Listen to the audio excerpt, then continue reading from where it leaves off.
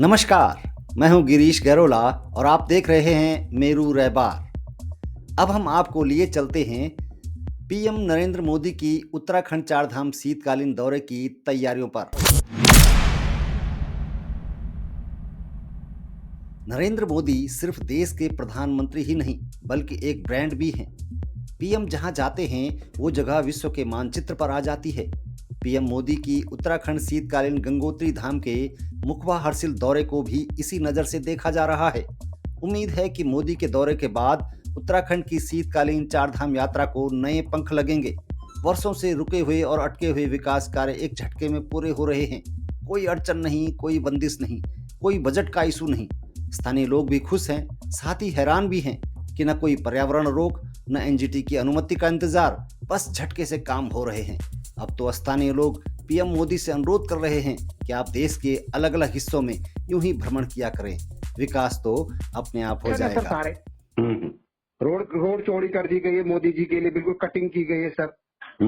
अब वो बोल रहे हैं सर, परसों डीएम साहब कह रहे हैं सर कि इस रोड से बल फौजियों को फायदा होगा, आर्मियों को। जब आपको पहले से पता था तो आप पहले करवाते ना काम। ये जो बल हमने रोड केवल मोदी के लिए नहीं कर बना रहे, इस रोड से बल बर्फ के समय आर्मी के लोगों को भी बल फायदा होगा बल। तो जब आपको पता है था कि ये फायदा होना है तो 10 साल पहले करवा देते इस काम को। तो मतलब आप इसमें एक विशेष कवरेज बना सकते हैं सर कि जो काम 10 साल में नहीं हुआ 1 महीने में हुआ मोदी के आने से सर। और इस प्रकार से अगर मोदी जी पूरे उत्तराखंड में और पूरे जगह ऐसे ही घूमे सर ना, हर जगह अपना कार्यक्रम रखें तो कैसे काम नहीं होगा सर। सारे अधूरे काम पूरे होते रहेंगे सब जगह। अधूरे काम पूरे होते रहेंगे तो कोई नियम नहीं लगेगा, कोई नियम नहीं लगेगा। मैं तो परसों जब हम एक दिन मीटिंग में गए थे कह रहे थे सर कि रोड चौड़ी नहीं हो सकती, पर्यावरण का कोई नाम लिया सर उन्होंने। एनजीटी क्या होता है? एनजीटी है। वो कहने लगे कि यहाँ पे एनजीटी ने रोक लगा दी है। अरे भाई, जब एनजीटी ने रोक लगाई, नेशनल हाईवे एनएच रोड को बॉर्डर से जोड़ना नहीं दे रहे, कल की चाइना हमारे नजदीक है, हमारे देश की सेना के कैसे जाएंगे सर वाहन। अभी मोदी जी आए, आपने सारे एनजीटी किनारे कर दिए और पूरा जो है सर रोड। तो ये चीजें आप थोड़ा दिखाए ना सर तो मजा आ जाएगा सर कि मोदी के आने से बहुत फायदा हुआ है। बिल्कुल, इसको मैं खबर में ये भी दिखा देता हूँ, स्थानीय लोगों ने ऐसा कहा है, ये भी डाल देंगे। क्यों? हाँ, तो वहाँ सर आप बाइक लेना ना सर, वहाँ लोग तैयार है। ठीक है। मतलब मोदी के आने से सर जो 10 साल में काम नहीं हुआ वो 1 महीने में हो गया। इसी प्रकार से अगर मोदी बाय रोड आए सर, बुरा मत माना सर, अब अगर मोदी जी ऋषिकेश से बाय रोड आए तो सारी रोड ठीक हो जाती है। ये रोड जो सर आपकी अभी तक चौड़ीकरण नहीं हुआ, बढ़ती के बाद जो टनल है ये सब चौड़ी हो जाएगी सर। अगर अभी मोदी जी बोले कि मैं हेली से नहीं आऊंगा, मैं ऋषिकेश से देखते हुए आऊंगा सारी रोडें, मैं बता रहा हूँ सर कि ये चौड़ीकरण जो बंद हुआ है तो जाम लगता है यात्रा सीजन में।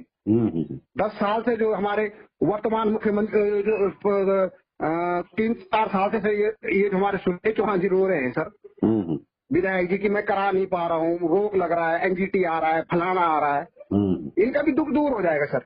बिल्कुल बिल्कुल, अगर मोदी जी इस रोड से चले गंगोत्री तक सर, मैं बता रहा हूँ पूरी चौड़ीकरण हो जाएगा सर। बिल्कुल बिल्कुल, तो ये बात है सर।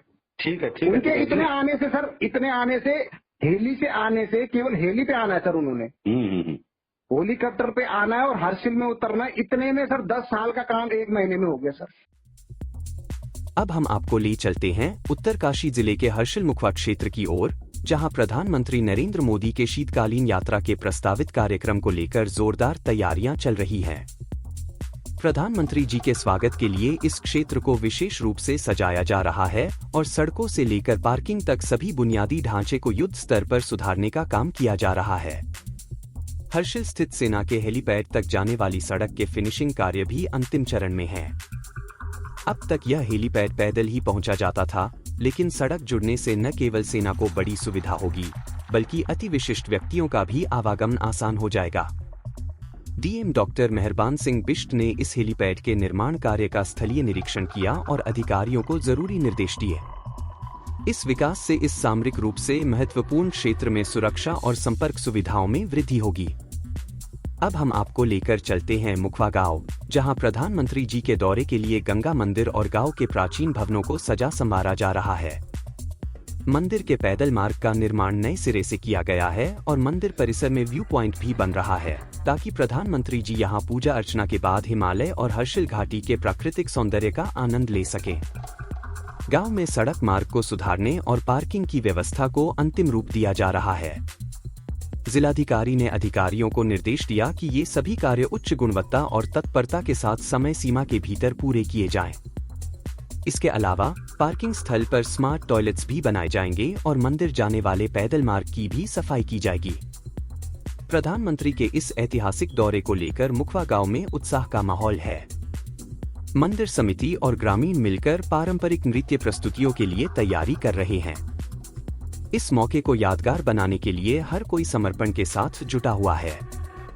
जिलाधिकारी ने हर्षिल में चल रहे निर्माण कार्यों का भी निरीक्षण किया। अधिकारियों को युद्ध स्तर पर काम करने की हिदायत दी गई है ताकि एक सप्ताह के भीतर सभी कार्यों को पूरा किया जा सके। हर्षिल क्षेत्र में बिजली, पानी की आपूर्ति, सफाई और शौचालयों की स्थिति का भी जायजा लिया गया और सभी व्यवस्थाओं को चाक-चौबंद रखने के निर्देश दिए गए। इस ऐतिहासिक यात्रा की तैयारियों के साथ साथ क्षेत्र के लोग और अधिकारी प्रधानमंत्री के स्वागत को लेकर पूरी तरह से तैयार हैं। अब देखना यह है कि प्रधानमंत्री जी के आगमन पर यह क्षेत्र किस तरह सजता है और उनका स्वागत कैसे किया जाता है। आप बने रहें हमारे साथ मेरू रैबार न्यूज चैनल पर। धन्यवाद। जहाँ तक पांडव नृत्य की बात